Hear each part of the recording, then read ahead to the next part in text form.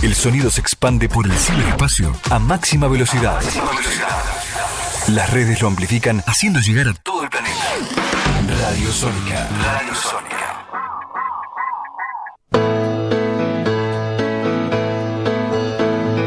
La verdadera historia, quien quiera oír, que oiga. Muy buenas noches, una nueva emisión de Luces y Sombras de nuestra historia.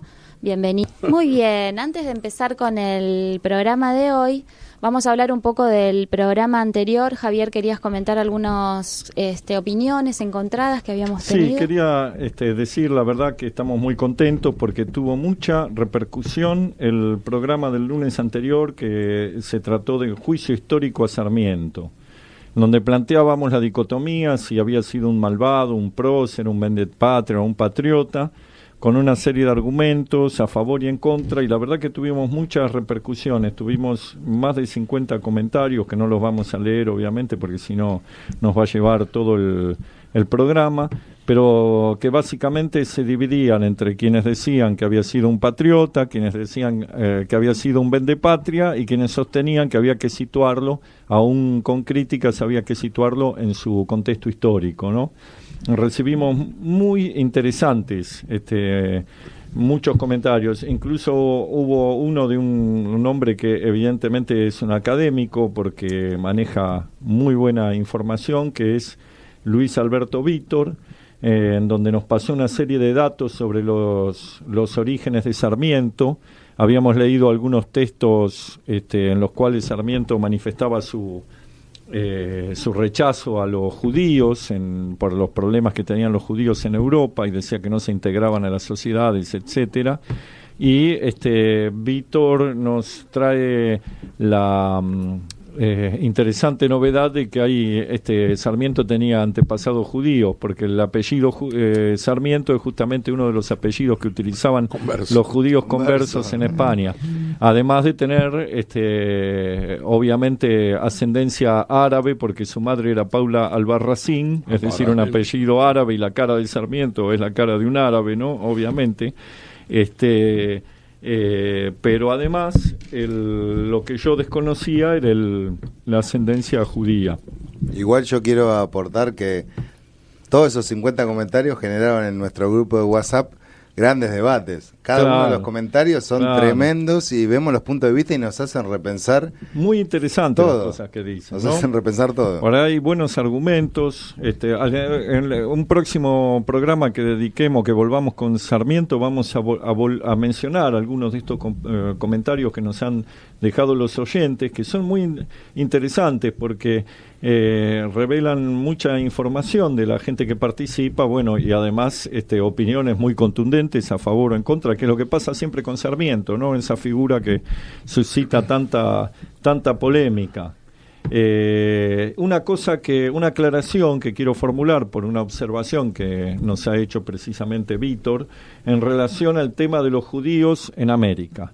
Yo en determinado momento le contestaba a Marilina diciendo, pero ¿cómo va a ser antisemita Sarmiento si en Argentina no había judíos?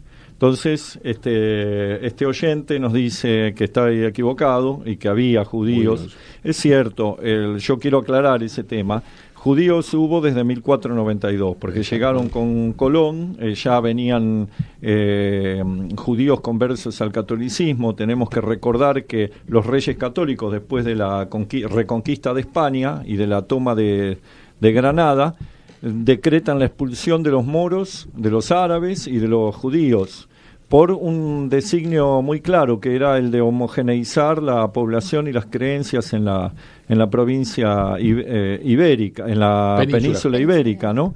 Sobre todo el que estaba bajo su dominación. Entonces muchos judíos tuvieron que convertirse al catolicismo. Se los conocía como marranos. Hay una novela muy conocida del escritor judeo argentino Marcos Aguinis, que se llama La gesta del marrano.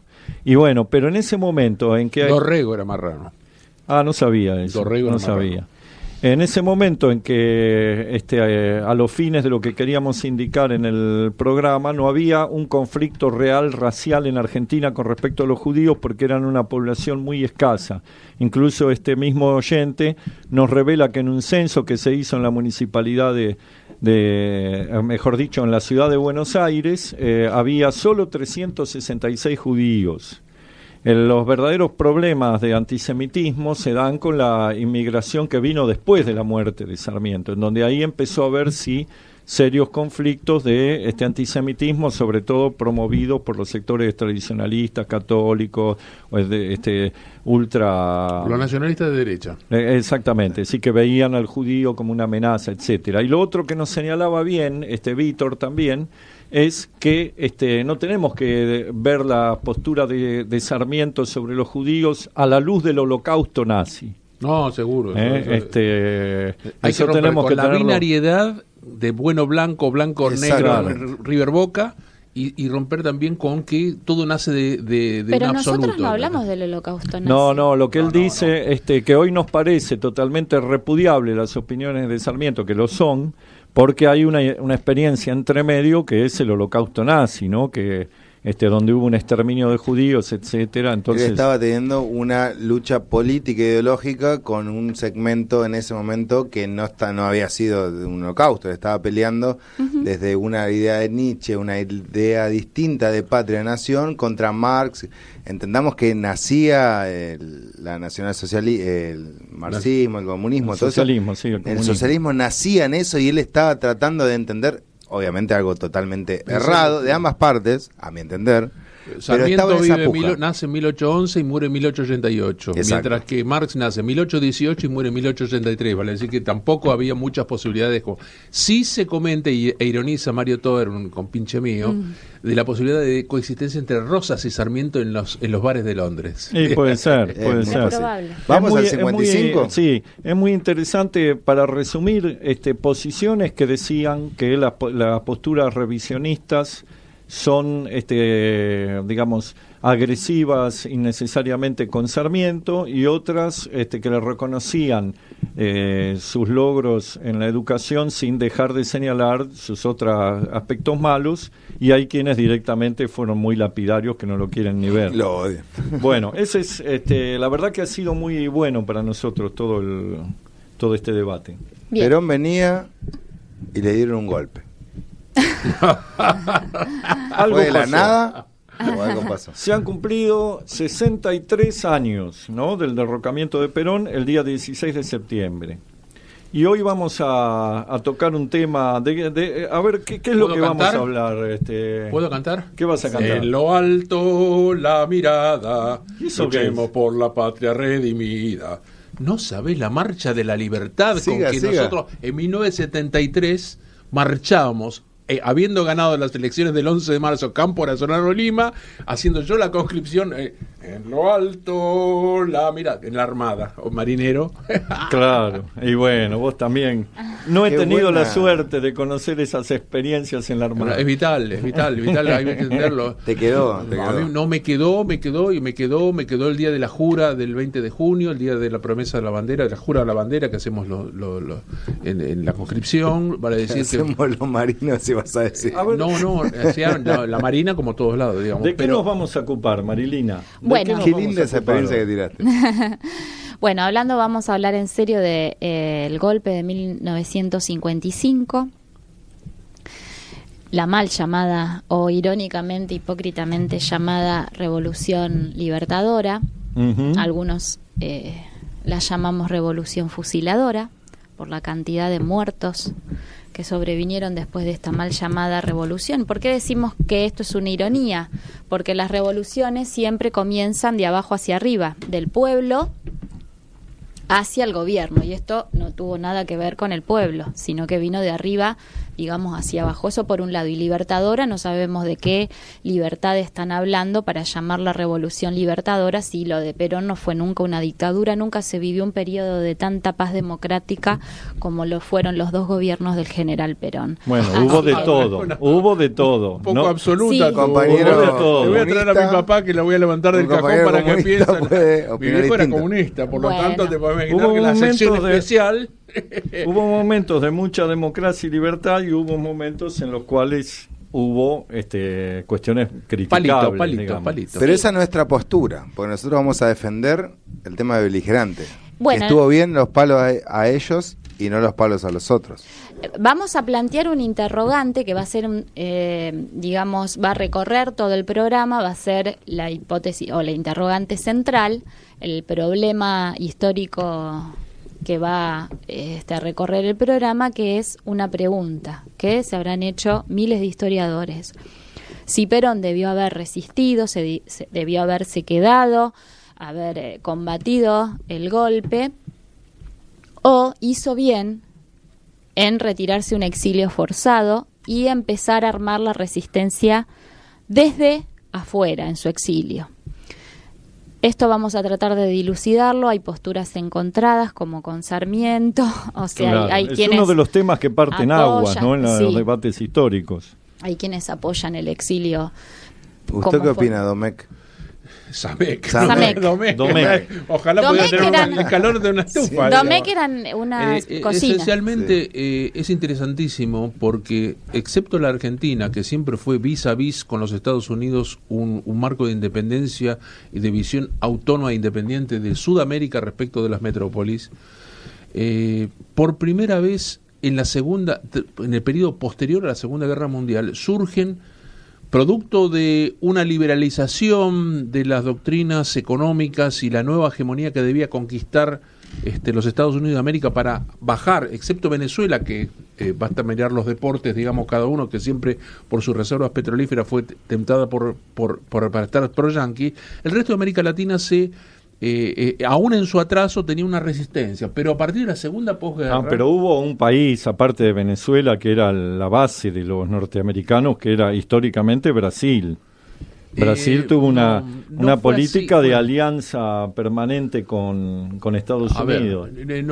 A partir del Estado Novo y la crisis del Estado Novo del primer Getúlio Vargas, se le ocurre, ante las inminencias de la Segunda Guerra Mundial, surge el acuerdo de punto fijo. O sea, el acuerdo de acordar, supo alinear a Brasil bajo las condiciones de una nueva subpotencia y lo colocó el lugar que vos colocás. Pero inicialmente la Argentina no solamente era mucho más, sino que tenía un rol señero respecto de alinear a toda América Latina con un halo de independencia. Y esto no es de ahora, aun cuando de 1824, con la doctrina Monroe, tanto con Drago como con Saavedra Lamas, cuando los yanquis decían la doctrina Monroe, América para los americanos, que quiere decir América para los norteamericanos, la Argentina siempre estuvo a favor de América para el mundo. Pero lo que quiero no perder es relación de lo que vos bien señalás, sí. Javier, vos señalás que Getúlio Vargas realinea. Yo me acuerdo, digamos, cómo entra Brasil en Hollywood, como en su momento de manera previa Gardel entró en Hollywood. Claro, digamos, cuando Argentina era buena. Lo llevaron a Gardel a Hollywood.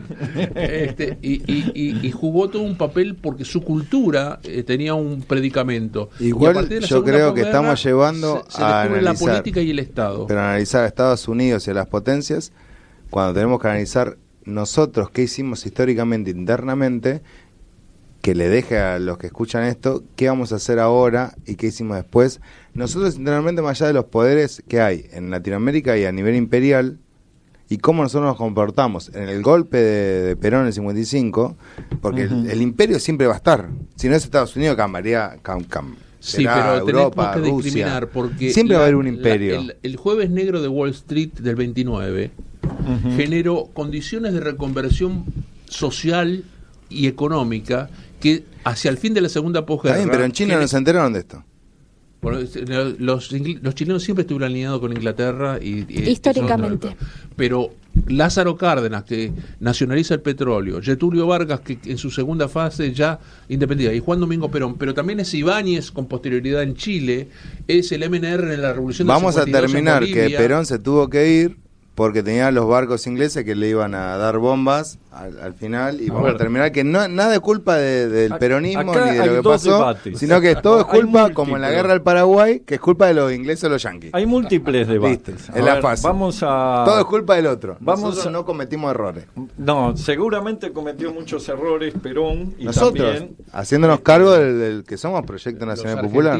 El Proyecto Nacional y Popular. Yo no entendía si nosotros que nosotros, el pueblo. Tratemos de situar las aristas de las implicaciones de este tema. Una es la que acaban de decir Martínez Amec y Diego, la influencia o no de los factores externos, ¿no? Esto lo vamos a analizar porque acá hubo en el golpe, seguramente Estados Unidos alguna intervención tuvo, pero fundamentalmente hubo una intervención clara de Inglaterra que fue denunciada por Oscar Allende en el Congreso. De qué manera se le suministró a la Armada que Perón había desarmado municiones y los espolones para los Inglaterra en lo bélico y económico y la Iglesia en lo social. Bueno, la Iglesia por otro lado. Entonces vemos se cumple lo que decía Perón, que la historia local, la política local es política provincial y que la verdadera política es la internacional. Acá se estaba jugando una cuestión geopolítica en la cual el proyecto peronista molestaba por distintos motivos, les molestaba a los ingleses, les molestaba a los norteamericanos, y a eso tenemos que agregar, y a la Iglesia, a todos los poderes políticos. tenemos que agregarle errores que cometió Perón en su última etapa. Hay una cosa hagamos curiosa. un punto que así como estuvo Braden y Perón, le sirvió para que las elecciones de febrero del 46 se polarizara y pudiera ungir por dos vías ser nuevo presidente. El momento del 53, 54, 55 no era el peor momento de la relación con los norteamericanos. No, la visita del hermano de Eisenhower. Exactamente. Fue una el coronel sorpresa. San Martín haciendo acuerdos para hacer Sí, la empresa Kaiser. Kaiser, que hicieron a los famosos Kaiser, Carabela y otros autos que hemos... La Fundación Evita comprando los pulmotores. O sea, había una relación con Estados Unidos, no con Inglaterra. Y aparte un doble faz de lo que seguramente acababa de plantear la California Oil, digamos, nuestra compañera, pero que provocó también un gran cisma al interior del bloque, porque ahí se hace fuerte John William Cook con el bloque obrero oponiéndose a la política de Perón. Bueno, hay un como cisma al interior del bloque. siempre, tirando algún ladrillazo Cook contra Perón. Pero bueno, quiero señalar para tratar de hacer un panorama y después avanzamos, así muy, muy general. Es cierto que en ese momento Perón se esforzaba tremendamente por mejorar las relaciones con Estados Unidos. Sí. Por lo cual lo empezaron a acusar de traidor desde sus propias filas y desde el radicalismo que siempre lo corría por izquierda. Pero en realidad la política de Perón apuntaba había llegado un cuello de botella a la economía y empezaba a necesitar inversiones extranjeras. Y una de las cosas que necesitaba era solucionar el tema del petróleo. Porque la Constitución del 49 decía que el petróleo era un bien imprescriptible del Estado Nacional, pero resulta que la Argentina no lo podía extraer de los yacimientos, no tenía el dinero ni la tecnología, y Perón empezó esta política de acercamiento a Standard Oil, que fue atacado en forma furiosa por sectores del propio bloque peronista y también por los radicales. Recordemos que Frondizi escribió un libro. Petróleo y Nación. Petróleo y Nación, Política y Petróleo. No Petróleo y Política. Petróleo y Política, sí. En donde cuestionaba como una traición a la patria, él que después firmó los famosos contratos petroleros. Pero por eso gana y después lo firma. Claro. Pero cuestionaba una cuestión que Perón necesitaba resolver, porque en ese momento la Argentina tenía que importar $300 millones, que eran un montón de plata. 250 millones de dólares en petróleo. En petróleo, y por ese cuello de botella empezó a tratar de resolver esta cuestión. Y lo curioso de todo esto, y con esto concluyo, es que... Pero eso era la productividad que tenía el país en ese momento. Si tenía que importar petróleo. Había mucho y porque consumo, había un proceso había mejorado la demanda, había más autos, había más industria. Entonces, pero la cuestión que teníamos el petróleo y no lo podíamos extraer. YPF no lo podía extraer. Claro. Por eso el acuerdo con la Standard Oil para después con la vendérselo. California. Con la de California, sí. Exactamente. Y había un problema. había un territorio nacional, que era el territorio nacional de General San Martín, que es la franja donde estaba la zona de Comodoro Rivadavia, que era la base inicial por la cual en la Patagonia. Exactamente. Y donde el acuerdo iba por demás, prácticamente era un dominio norteamericano, digamos, y eso provocaba, recordemos que en 1947 se produce un giro radical al interior del radicalismo, en donde pierden los galeritas y unionistas, los de Tamborín y Mosca, digamos, para hablar, pierden su poderío con el programa de Avellaneda, que son Allende, Levinson, Balbín, Frondizi, un radicalismo más moderno. Mucho más moderno y mucho Larralde. Producido por el peronismo también, que se había hecho un acuerdo del GO con el catolicismo. Javier, a la izquierda, digamos, con el nacionalismo popular y yendo más a fondo, con todas las opinables, digamos, al no ser vos parte del Estado, siempre corres por izquierda y, digamos, se producen ahí contradicciones. Claro. Sumado a las particularidades de que el peronismo, sobre todo en aquella época, hace una tremenda indiscriminación entre Estado, política y nación. Entonces se mezclaban los tres niveles. No existían las 62 organizaciones peronistas del 57. No, eso fue después. Exactamente. Claro. Y entonces las instituciones públicas de intereses de los intereses nacionales se mezclaban con el partido oficialista. Y esto provocaba una tremenda irritación. Yo no quería dejar de señalar ya de la libertad, así como la Revolución Argentina debiera llamarnos la atención, como el gobierno de Onganía se llamó la Revolución Argentina. Sí, se ponían esos nombres un tanto porque los hipócritas. Significantes son dominantes por periodos en función de las premisas culturales e ideológicas del dominantes momento, de un momento. Estás re sociólogo hoy. No, pero es cierto, por eso se vio la Revolución Cubana como un símil de la Revolución Libertadora, que era libertad frente a Batista, y la vendían así y la parangonaban con la revolución, el golpe de Estado contra Perón. Exactamente. Una cuestión, un poco para terminar el panorama. Lo curioso de este golpe de Estado es que se produce no por un problema económico, porque Perón había tenido al fin del primer plan quinquenal, a comienzos de los años 50, se había producido una crisis en la Argentina. Había llegado un límite del modelo de producción que había creado Perón en esos años. Pero esto se había logrado sortear, y lo curioso es que se llega al golpe de Estado del 55 no por una crisis económica que estaba superada, sino por una crisis política. Estaba superada hace un año la crisis económica. En buena medida provocada por errores que son difíciles de entender, o sea, precipitada por algunos errores del propio Perón. Me parece que estamos dándonos cuenta, después de haber leído todo y haber rememorado todo lo que hemos leído, que el enfrentamiento es con la Iglesia Católica. El bombardeo después del Corpus Christi 5 años después. Fue uno de los mayores errores, porque él cometió el error de alejarse. A sus enemigos la oposición, plantearlo a Perón como alguien que atacaba a la Iglesia, ¿no? Independientemente de eso, digamos, ya en su seno, y aquí me hago cargo de las hipótesis de José Pablo Feynman el Bueno, en donde sus trabajos para mí son los dos malos, pero bueno. Bueno, un hombre siempre, la dialéctica de Javier es nunca hay síntesis. Bueno, José Pablo Feynman señala que hay como una derrota volitiva en Perón hacia el 54-55. O sea, da una interpretación psicológica. No. Una interpretación psicológica. Digamos, que del amplio frente de la coalición del 45-49, digamos, se va empobreciendo por retaguardia y se da cuenta que los soldados propios, absolutamente alineados, van a ser las centrales esencialmente gremiales, centrales gremiales que ya tenían muchos ojos vistas por parte de los sectores medios que lo miraban prejuiciosamente, los abusos, la Plaza de Mayo, los camiones y todo un conjunto de usos y costumbres folclóricas propios del primer gobierno peronista que eran factores irritativos. Se habían abierto, como ustedes dijeron bien, a partir del 51, ya del 49, pero se radicaliza en la década del 50, la Iglesia Católica, un sector de la burguesía propia, digamos, los ditela, para señalar los grupos más altos que luego van a estar inscritos dentro del desarrollismo, ya se habían alejado.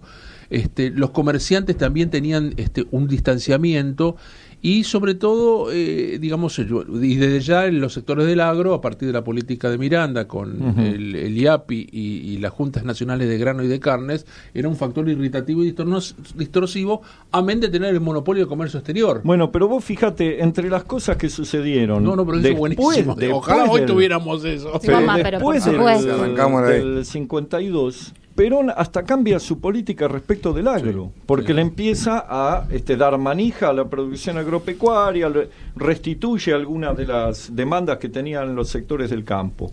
Entonces esto es lo curioso.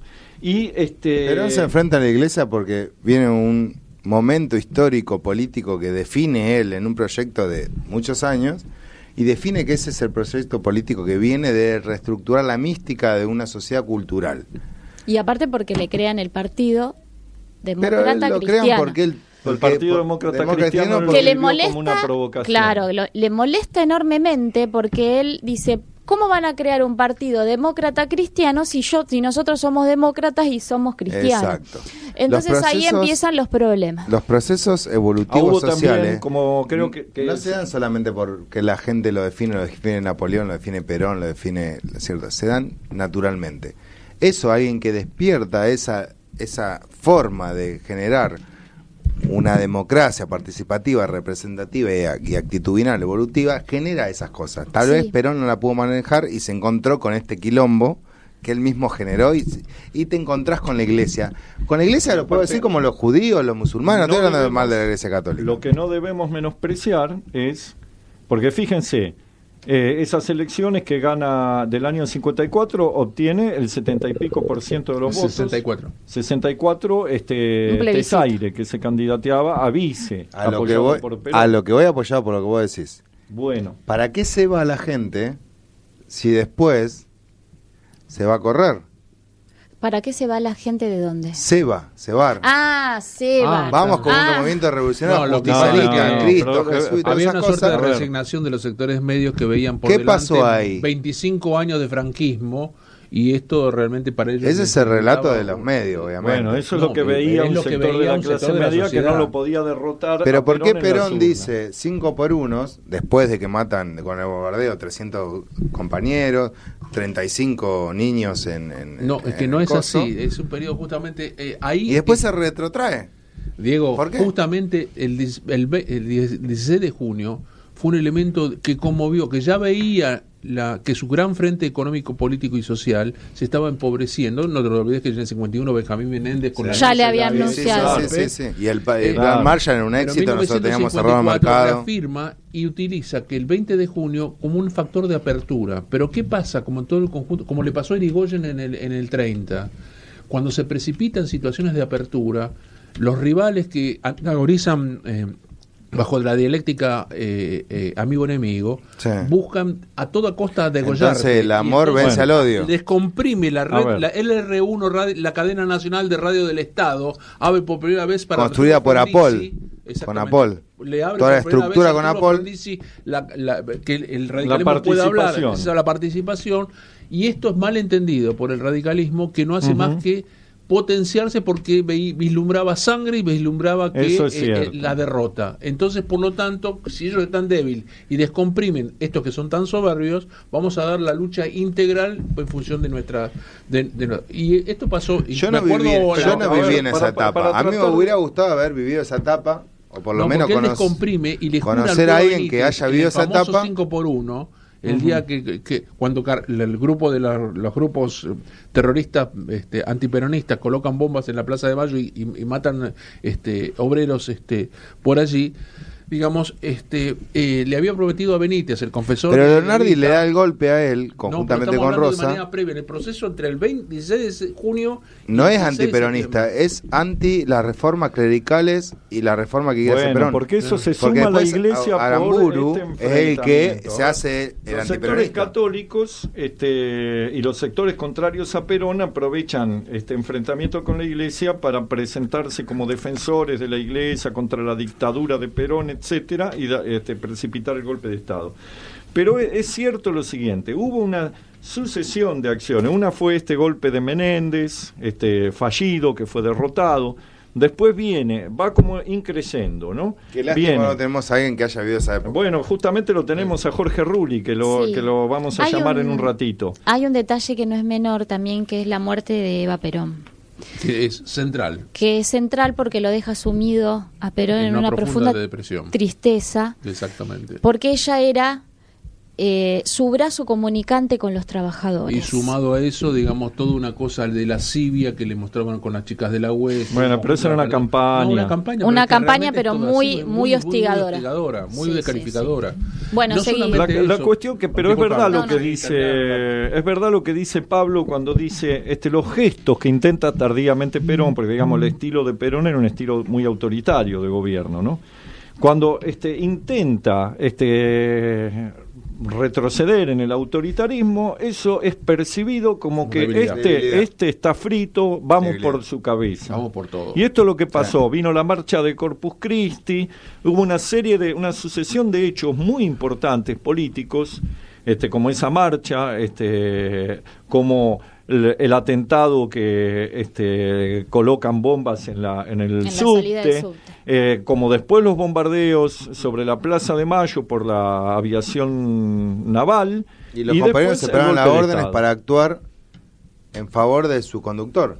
El conductor no mandaba órdenes, solamente decía en la plaza ciertas cosas que no mandaba órdenes. Bueno, y esta es la tesis central. Y acá viene la pregunta. ¿Hizo bien o hizo mal Perón cuando le dan el golpe de Estado en no resistir? Puedo hacer ante esta crucial interrogatorio que planteas, quiero hacer un señalamiento de la relación personal entre Leonardo y Perón. A ver. Dale. Perón fue jefe de Estado Mayor desde muy joven. Y ya de teniente coronel tenía observaciones de inteligencia que lo mandaron, digamos, a Europa, con sede en España, para conocer más de fondo cómo era el proceso de la Italia fascista y de la Alemania nazi. Sí. Y sacó conclusiones muy fuertes y sobre todo sacó conclusiones muy ricas respecto del desenlace de la Segunda Guerra Civil Española, en donde él se previene respecto de cómo queda un país luego de un estado de guerra civil. Sí. Pero de manera previa, él había sido asesor militar en Chile. Sí. Y había establecido en la década del 30 una red de protoespionaje respecto de qué estaba pasando en Chile, digamos, y así como en su momento creó el ABC, Argentina, Brasil, Chile, digamos, en la década del 50, como una suerte de proto-Mercosur de manera anticipada para ampliar las condiciones de mercado y a tener una cosa mucho más interesante para la producción colectiva. Lonardi heredó esa jefatura de Estado Mayor. Y justo le salta, por los servicios de inteligencia chilenos, toda la problemática de la red de espionaje cuando lo sucede Lonardi. Vale decir que había una manifiesta enemistad personal ya de largo. Sí. Sin embargo, Lonardi era lo suficientemente cuerdo como para plantear la primera etapa, hasta de la etapa del 55, digamos, en donde él atenúa y nos plantea la consigna de ni vencedores ni vencidos como un factor de marco unitario, e inclusive negocian los sectores más blandos del movimiento obrero y de los sectores de poder peronista, que no fuera un revanchismo absurdo. Estoy de acuerdo. Hasta que la segunda fase, el nacionalismo y justicialismo exactamente católico, y lo creía como una opción de generar una patria, y respaldaba todo el tema de Perón nace como una cuestión estratégica de inteligencia en cuanto a la invasión chilena, la hipótesis de invasión chilena. Por eso va a Europa. Él va a Europa después de ser de Chile, porque se tenía que formar. Estoy totalmente. El golpe se da como una reestructuración ideológica, nacionalista, católica, como una estructuración de patria de ese coso. Cuando Perón se corre, le dan el golpe. Después Aramburu rompe todo el golpe, y por eso Valle se levanta. Claro, porque el revanchismo absoluto, Aramburu era el costado personal, más liberal de la... Y Rojas. Y Rojas.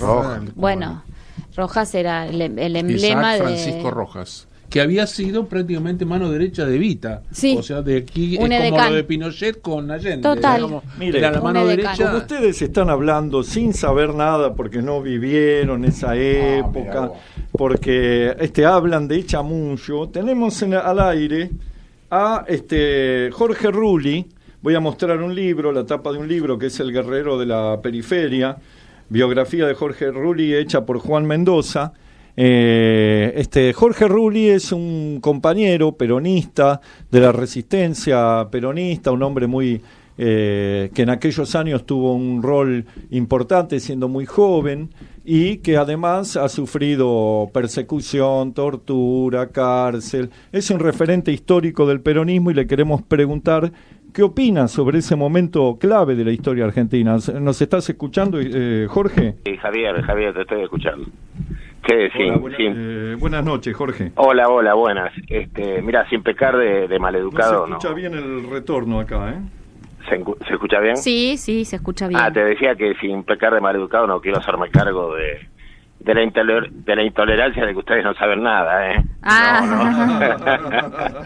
Tampoco me hago cargo de los que escribieron libros sobre mí, ¿eh? Bueno, fenómeno. Bueno, yo, a ver, me gustaría, sé que hay poca gente viva y lúcida, ¿no?, sobre aquellos años. Yo quisiera contarles que cómo lo viví. Yo estaba en el barrio de Palermo,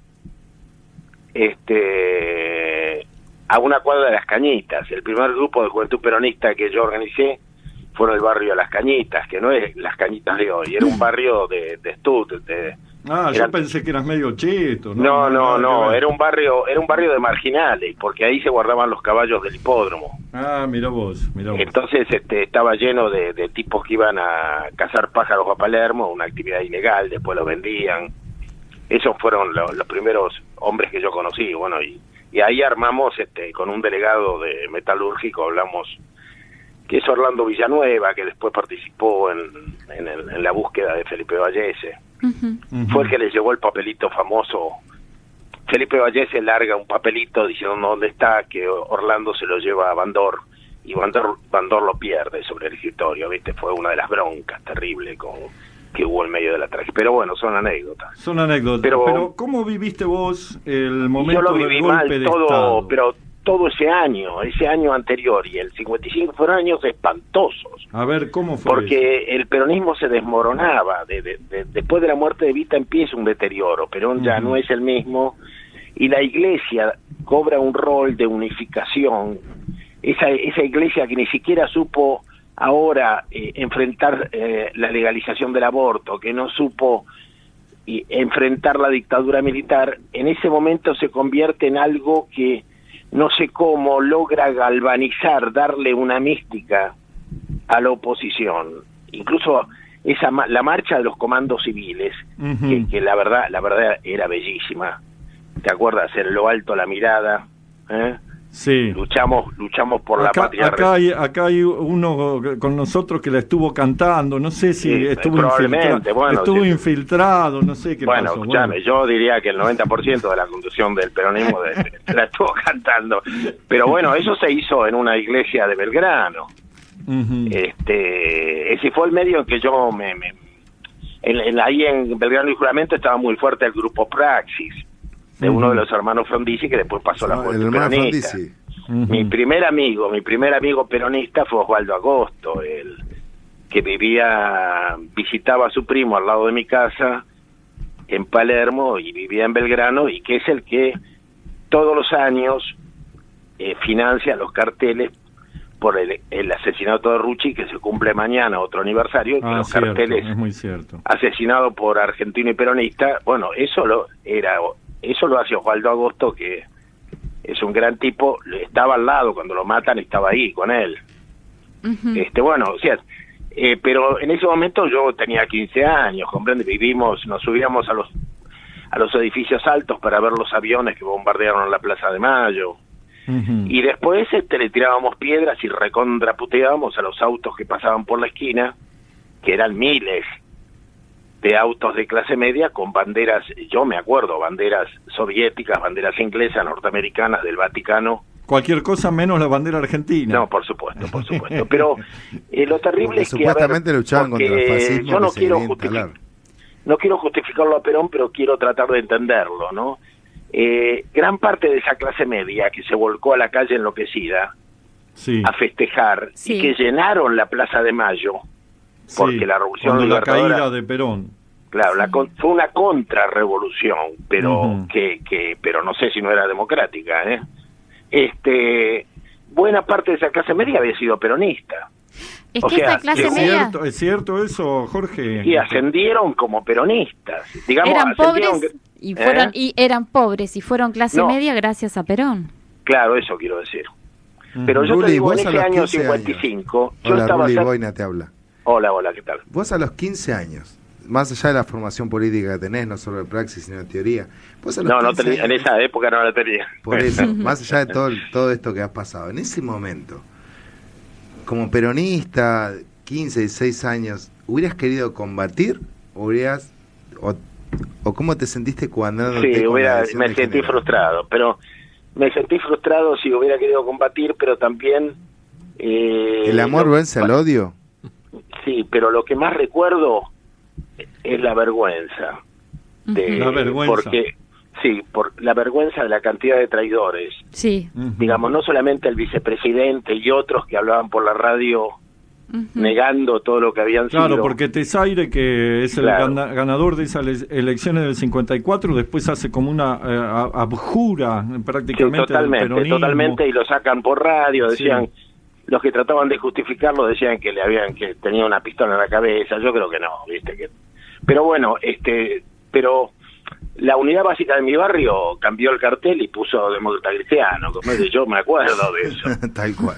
El dirigente, el delegado de la UES de mi colegio, yo iba al Colegio Nacional Nicolás Avellaneda. Sí. El delegado era parte de los comandos civiles, el delegado de UES, que yo era mi compañero de clase. Le dije, ¿cómo sos el delegado de la UES y sos antiperonista? Me decía, pues estos hijos de puta hay que sacarles. Yo le saqué varias motonetas, me dijo, viste, una inmoralidad. Qué vergüenza, sí, bueno. Y ya te digo que nosotros armamos el grupo peronista, que lo armamos ahí en septiembre del 55, no éramos más de 10 de un colegio de 300, los demás se hacían los pelotudos o estaban del otro lado. Y te digo que el colegio ya 6 meses antes de la caída de Perón era tierra hostil. A mí me han puesto de plantón por llevar el cartelito el escudito de la UES en la solapa. Me comí un plantón de horas y no tenía a quien quejarme, con un director que yo sabía que era peronista, pero el colegio ya era antiperonista y teníamos 14, 15 años. Me sentaba en el banco y había un panfleto de los comandos civiles, me lo ponían ahí, ¿comprendes? ¿Es verdad que los comandos civiles estaban formados por socialistas y radicales? ¿Es real esto que atacaban las unidades básicas? Porque hay un gran mito en eso. No, lo que atacaron no sé, pero que estaban formados por muchos católicos y socialistas, sí. Mi propio primo hermano era comando civil, así que lo conozco bastante esto, y te digo que para el 64 también uno está... Bueno, los militantes somos muy sectarios, la verdad que... Bueno, Jorge, mira, en el 64 yo estoy conduciendo un acto del MRP y llega mi primo hermano. Jorge, se produce el golpe, discúlpame que te interrumpa, para ir al centro de la cuestión. Se produce el golpe, la caída de Perón. ¿Cómo se vive eso? ¿Cómo lo viviste vos y qué...? Y mira, se vivió pegado a la radio y viendo, y nadie sabía qué hacer. No hubo, por lo menos en mi barrio no hubo participación. Pero ¿y por qué? Hubo más enfrentamientos en Córdoba, en otros lugares donde los civiles pudieron participar. Yo lo que más recuerdo en zonas cercanas a mi barrio fueron las escaramuzas o pequeños combates que hubo en torno a los bustos. Ahí sí hubo tiroteos y hasta que la gente, claro, los comandos civiles ganaron algunas batallas y arrastraron los bustos con cadena. Entonces la gente entró a los tiros, a defender los que había, y después los sacaban y los ocultaban, porque se dieron cuenta que eran batallas que no podían ganar.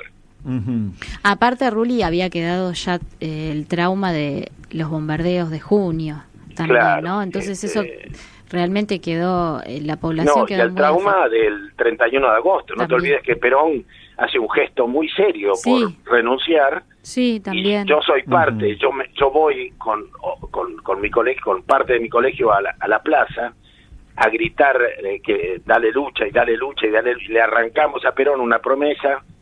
Se pone en el balcón, dice 5 por 1, un montón de cosas que después no son viables, con lo cual ¿comprendes? Entonces también fue una frustración. De eso es lo que estaba hablando yo, Ruli.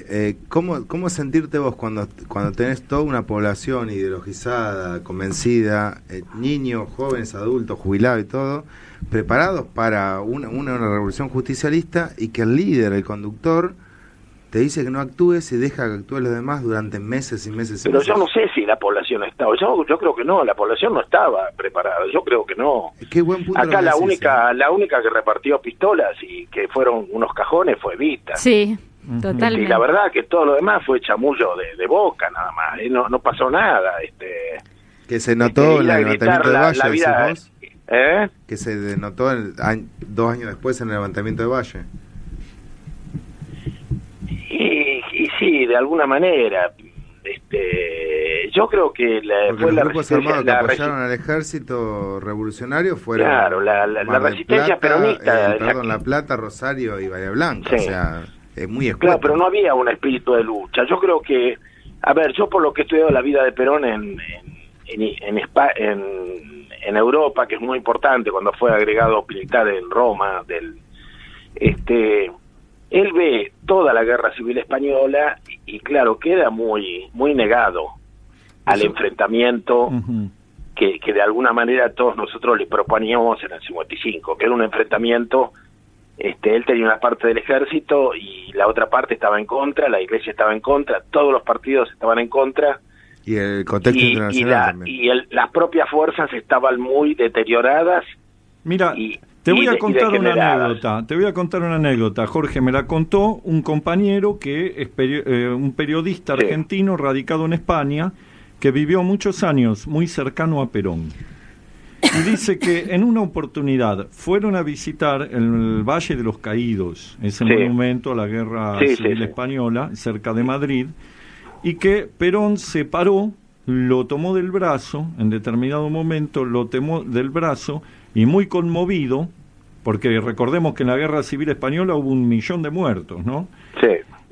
Dijo, compañero, la política, con la voz temblorosa de la emoción, le dijo, la política no vale un solo muerto, no ya 1 millón.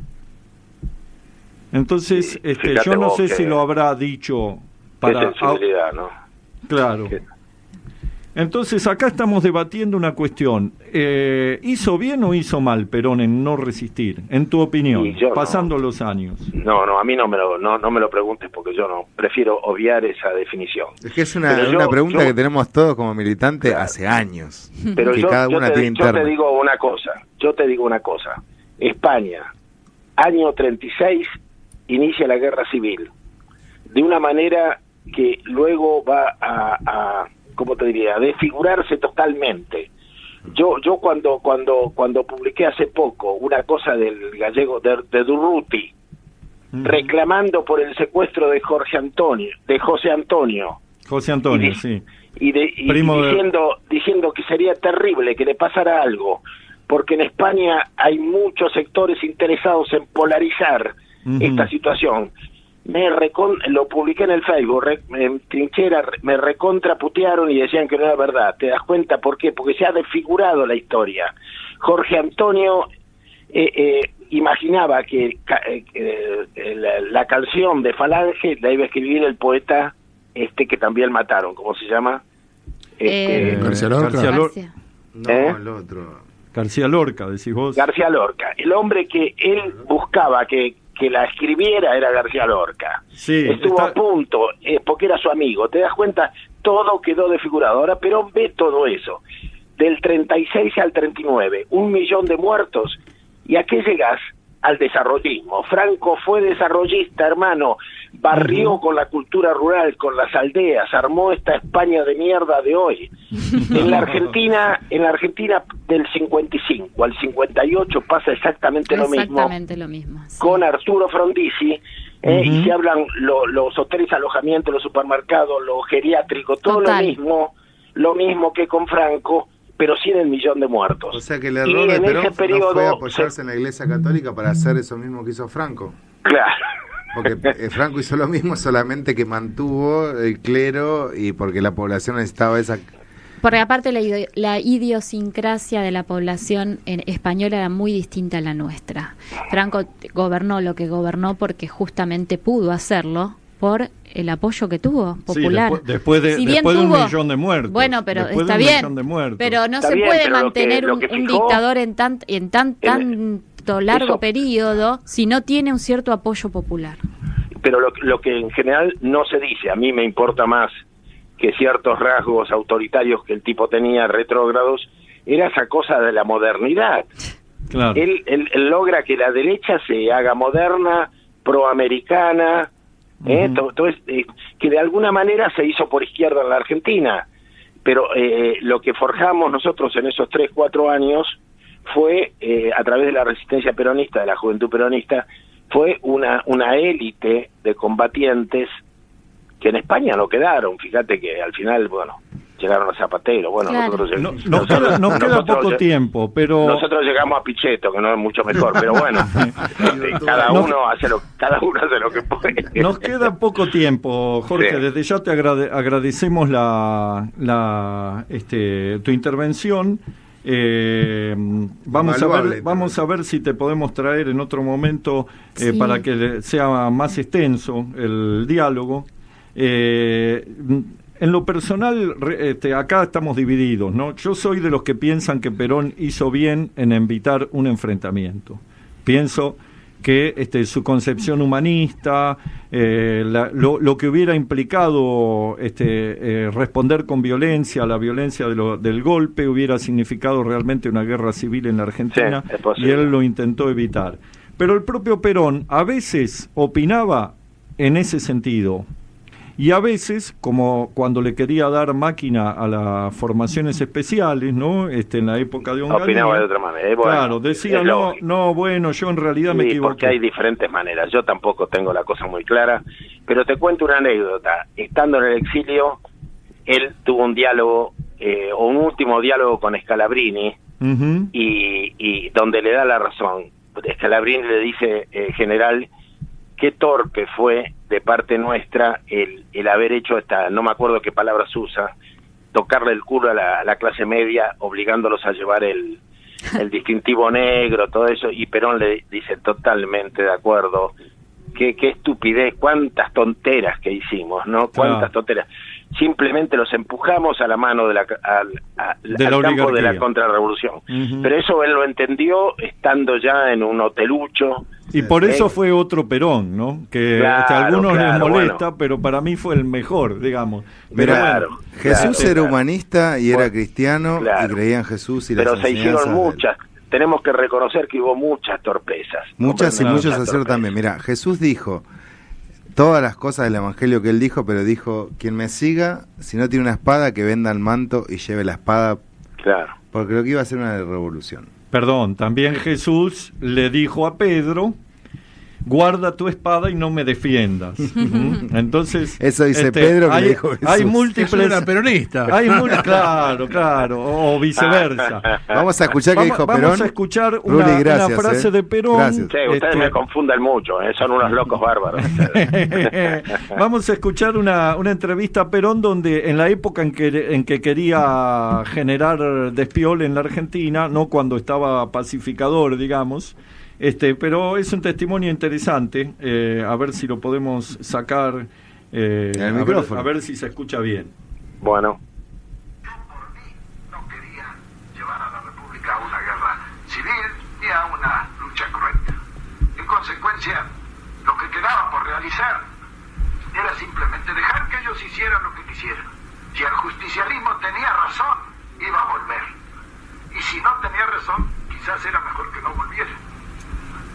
Han pasado casi 13 años desde ese momento.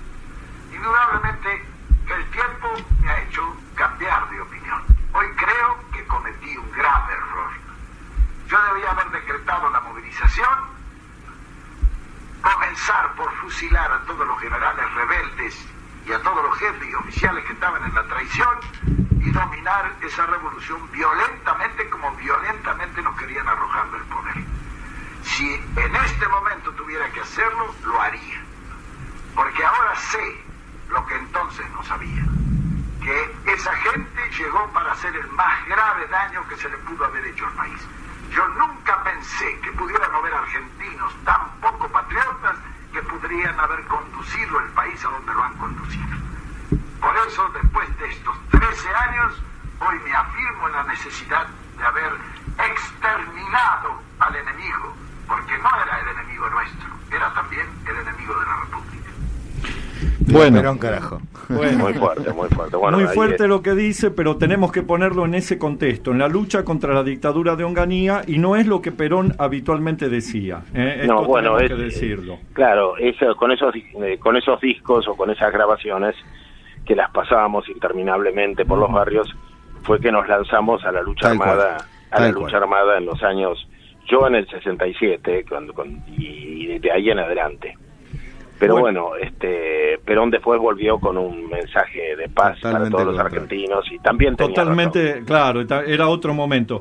Le agradecemos a Jorge, hago una mención de algunos saludos que nos han mandado, son Emi Di Cosme, Samuel Pereira, Soledad Benítez, Manuel Blanco, Irma Ruiz, Antonio Incorbaya, Soledad Huanca, Verónica Ortiz, Mauro, Mario Ortiz,